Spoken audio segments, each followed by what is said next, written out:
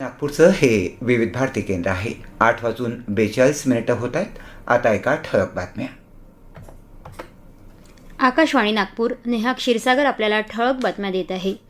माजी सैनिक अंशदायी आरोग्य योजनेसाठी योग्य तरतूद करावी आणि अपंगत्व निवृत्ती वेतनाबाबत प्रस्तावित प्राप्तिकर तरतूद मागे घ्यावी, अशी मागणी काँग्रेस खासदार आणि लोकसभेतील विरोधी पक्षनेता राहुल गांधी यांनी केली आहे. केंद्रीय अर्थमंत्री निर्मला सीतारामन यांना पत्र लिहून गांधी यांनी ही मागणी केली आहे. सशस्त्र कर्मचाऱ्यांशी संबंधित या दोन महत्त्वाच्या समस्यांबाबत त्वरित लक्ष घालणं आवश्यक आहे, असं गांधी यांनी लिहिलेल्या पत्रात म्हटलं आहे.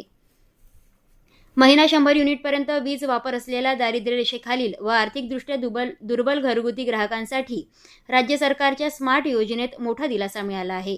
महावितरणने मागविलेल्या टेंडरमध्ये 1 किलोवॅट छतावरील सौर ऊर्जा प्रकल्पाचा दर सुमारे 45,000 रुपये निश्चित झाला असून सध्याच्या सुमारे 60,000 रुपयांच्या तुलनेत 15,000 रुपयांची बचत होणार आहे.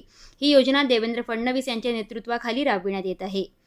नागपूर महानगरपालिकेच्या शाळांमध्ये आज राष्ट्रीय विज्ञान दिवस उत्साहपूर्ण वातावरणात साजरा करण्यात आला. HCL फाउंडेशन आणि सोशिओ इकॉनॉमिक डेव्हलपमेंट ट्रस्ट यांच्या संयुक्त विद्यमानं मनपाच्या शाळांसाठी young Kalam discovery science centre उभारण्यात आले आहे.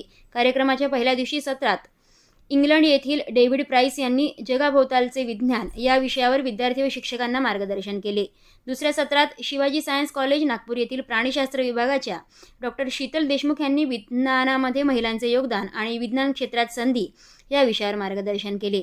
हवामान. विदर्भात सर्वत्र हवामान कोरडे असून नागपूर किमान तापमान 19.4 अंश सेल्सिअस, भंडारा 20 अंश सेल्सिअस, अमरावती 18.9 अंश सेल्सिअस आणि गोंदिया 18 अंश सेल्सिअस इतक्या किमान तापमानाची नोंद प्रादेशिक हवामान विभागातर्फे नोंदविण्यात आलेली आहे.